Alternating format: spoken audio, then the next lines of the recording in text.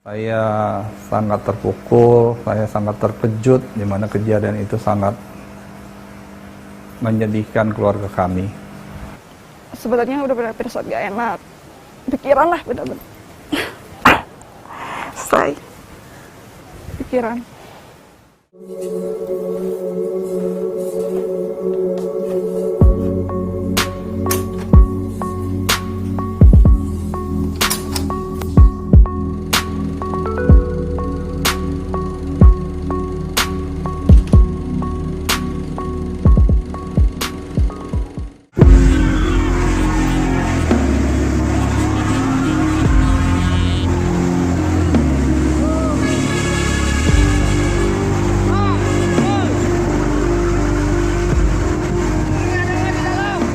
Saya orang tua daripada almarhum Peter yang menjadi salah satu korban kebakarannya truk tangki Pertamina di jalan tol Insinyur Sudijat Moko, tepatnya di atas pintu tol Gerbang Rawamangun, tanggal 21 Juli 2019. Kan saya tinggal di Sukabumi. Waktu itu saya pulang, mungkin saya lagi pikiran mungkin ya. Pulang ke Cianjur, pas pulang ke Cianjur itu, pas 2 minggunya itu saya terus-terusan SMS gitu. Gimana ya, pokoknya nggak ada niat buat kejadian ke situ gitu kan. Malam sebelum kejadian, dia izin pada saya untuk keluar makan dengan temannya.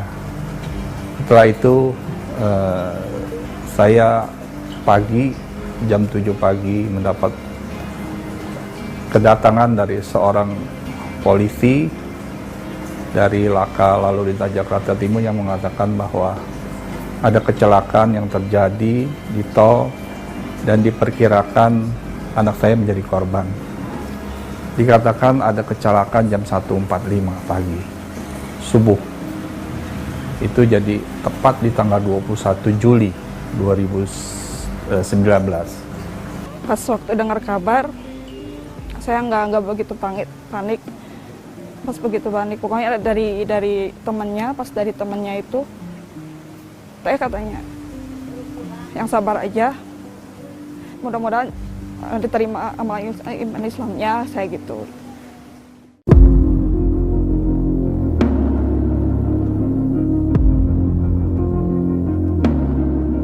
Sebelum saya mendengar kabar itu, kebetulan anak saya ini mau menikah. Jadi dari calon besan saya mengatakan bahwa ada kecelakaan. Dia ke rumah saya. Nah, saya bertemu dan dia menanyakan, Peter kemana? Saya bilang, Peter nggak pulang. Jadi sama-sama kita mencari. Kita di situ kita semua tidak bisa mendapatkan komunikasinya, handphonenya, dan teman-temannya juga semua menyatakan bahwa dia pulang itu malam. Apa sih? Kalau saya udah benar-benar percaya gitu kan? Udah benar-benar percaya gitu, udah ada firasat. Sebenarnya udah benar-benar gak enak, pikiran lah benar-benar. Selesai. Pikiran.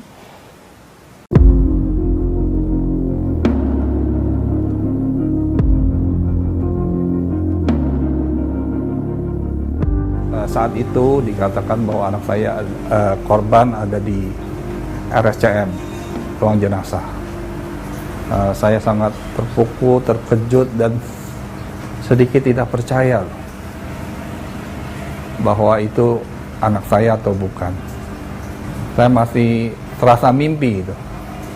Tapi memang saya tahu anak saya saat malam itu tidak pulang, kendaraannya juga tidak kembali, dan ini satu hal yang di luar kebiasaannya. Kalau saya sih kenal pas waktu saya kerja di Bekasi, kerja di koperasi, pas waktu kerja di koperasi itu dia akan mengenal gitu, gimana sih ngasih nomor gitu. Pas ngasih nomor itu Udah katanya ntar dianterin lagi, katanya gitu. Ya pokoknya nggak ada niat mau nikah gitu, nggak ada. Dan di ruang jenazah itu dikatakan Mr. X. Dan sebagai orang tua saya bertanya, ini meninggal karena apa gitu. Jadi dikatakan bahwa ini meninggal karena terbakar.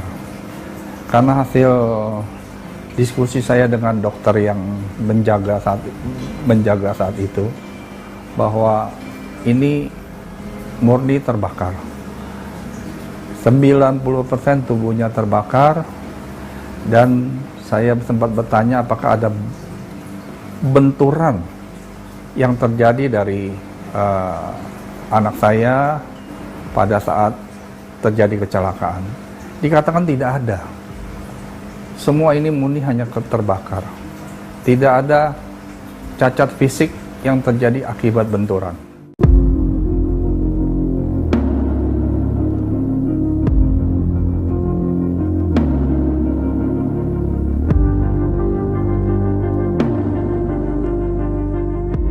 Kena musibah itu almarhum Isep Abdurrahman, ya, usia kira-kira kelahiran 86 lah, berapa tahun gitu.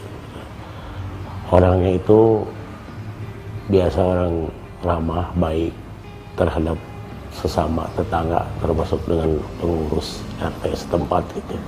Dan saya tidak menyangka itu bisa terjadi, karena mungkin itu sudah takdir ya.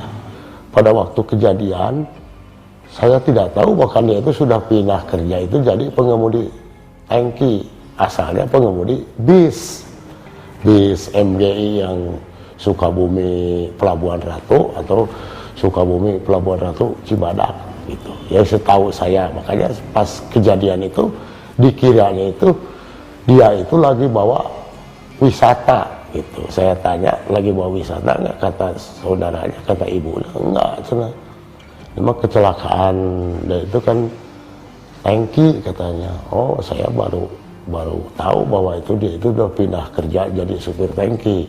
Baru 2 tahun katanya. Tapi yang finish, yang terakhir beliau, dokter itu mengatakan bahwa dia bertanya, apakah anak bapak disunat? Nah, saya langsung mengatakan bahwa anak saya pasti disunat. Karena 2 hari setelah dia lahir, saya lakukan sunat. Si dokter sempat nanya, loh, bapak kan Kristen, kenapa disunat? Oh, saya bilang, loh, sunat itu bersih loh, buat kebaikan dia. Saya sangat mengerti itu gitu loh. Begitu saya bilang itu, tidak ada komentar lain, langsung ditandatangan bahwa ini benar adalah anak saya.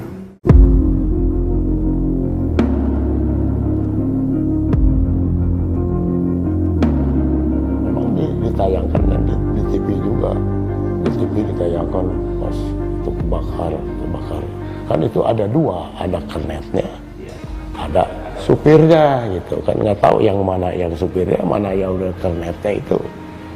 Kan sama-sama meninggal di tempat gitu, terbakar. Itu bukan kecelakaan seperti antara mobil dengan mobil itu kan. Kalau terbakar itu, yang namanya terbakar itu jangankan manusia, benda yang keras juga, mobilnya juga bisa hancur gitu. Pihak KNKT pernah menjelaskan ke kami, ke saya, bagaimana kronologis daripada kejadian itu. Pihak KNKT pun mengatakan bahwa tidak bisa tahu ada kecelakaan disebabkan oleh tabrakan atau bukan. Yang mereka tahu bahwa ini ada terjadi kecelakaan.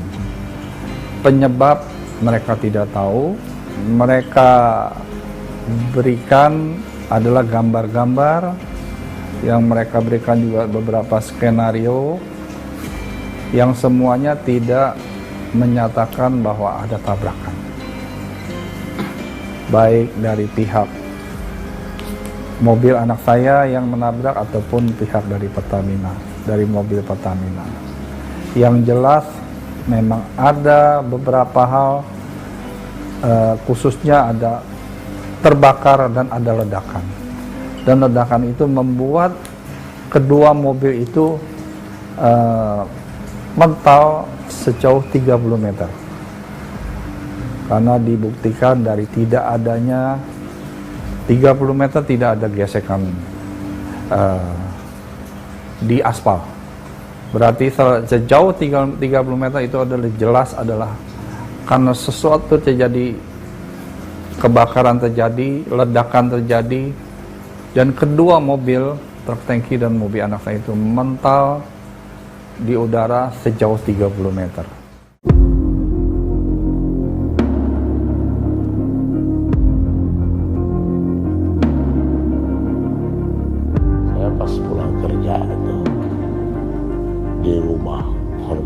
Di rumah almarhum itu ramai, orang itu pada nangis.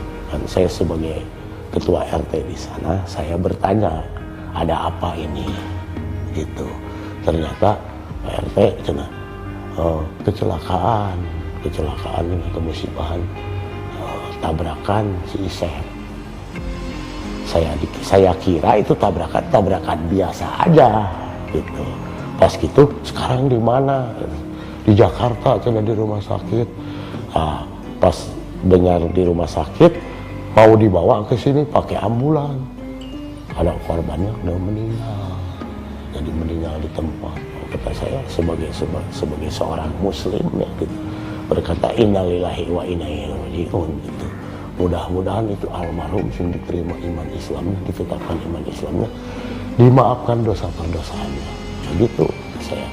Terus sekarang kemana? Saya mau nyusul dari keluarganya itu, mau nyusul ke rumah sakit ke Jakarta katanya. Kata saya tekankan lagi, apakah ini benar udah meninggal? Ya udah Pak, ini resmi pemberitaan dari rumah sakit ke perusahaan, dari perusahaan ke pihak keluarga. Oh gitu. Justru saat itu dikatakan oleh Ketua KNKT untuk atau akan merilis kronologis ini di websitenya, tapi sampai saat ini saya lihat belum ada. Kami sudah coba menghubungi ke KNKT, tetapi belum ada realisasinya.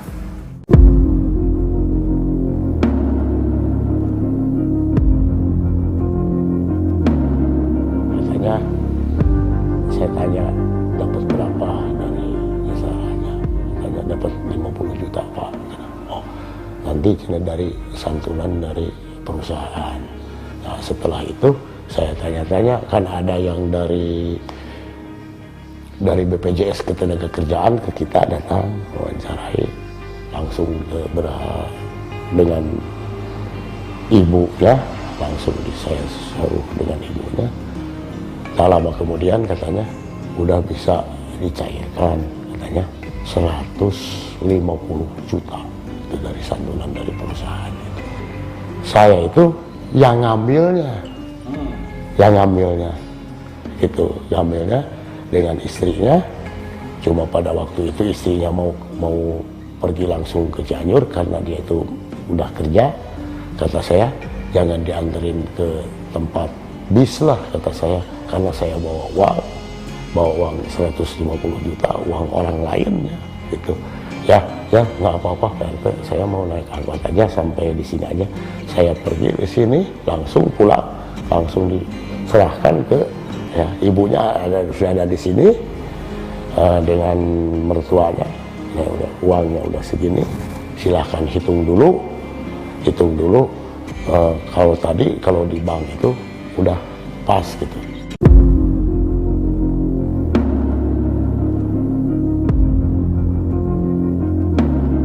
SP3 saya sudah dapat kopinya. Saya dapat dari PT GUN yaitu PT Garda Utama Nasional, yang merupakan operator daripada truk tangki tersebut. Truk tangki adalah milik Patra Niaga. Sedangkan isi daripada truk tangki ya pasti bahan bakar ya, BBM. Ya, saya ingin dari instansi-instansi yang ada hubungannya dengan kejadian ini, khususnya dari PT Patra Niaga atau Pertamina, yang memang jelas pemilik daripada barang yang menyebabkan terbakarnya kejadian kendaraan ini. Jadi saya ingin dari pihak-pihak yang Pertamina ataupun Patra Niaga bisa berbicara langsung lah dengan saya untuk membicarakan masalah ini. Saya ada melakukan pertemuan 3 kali dengan PT GUN. Di awal pertemuan saya sudah membuat pernyataan atau permohonan kepada PT GUN untuk bertemu dengan pihak-pihak yang ataupun petugas-petugas dari Patra Niaga atau Pertamina untuk bersama-sama berdiskusi. Di pertemuan kedua saya hanya bertemu dengan Patra Niaga yang menurut saya tidak punya wewenang sampai ke situ. Ya, dan di situ di pertemuan kedua dikatakan bahwa karena ada MOU antara Pertamina atau Patra Niaga dengan PT GUN, bahwa kalau misalnya ada kejadian dan kejadian kecelakaan itu adalah dilimpahkan ke PT GUN. Itu pernyataan dari seseorang di Pertamina, dari Pertamina. MOU itu sempat saya mohon untuk bisa diberitahu ke saya, tetapi sepertinya mereka keberatan. Jadi saya tidak dapatkan, jadi tidak ada jalan keluar, dan pertemuan ketiga dilanjutkan malah saya tidak bertemu dengan pihak Pertamina atau Patra Niaga. Saya hanya bertemu dengan PT GUN. Di situ kita tidak ada kesepakatan ya mengenai penggantian rugi yang dikatakan oleh PT GUN.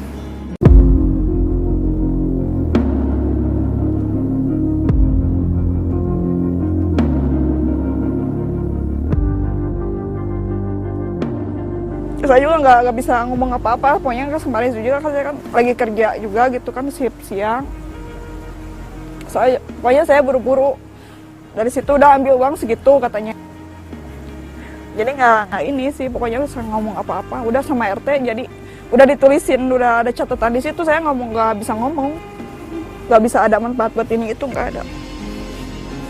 Kayaknya bingungnya saya dari situ, makanya nggak apa-apa. Udah jalannya mungkin udah takdirnya begini, udah nasib mungkin. Nggak apa-apa, udah ikhlas.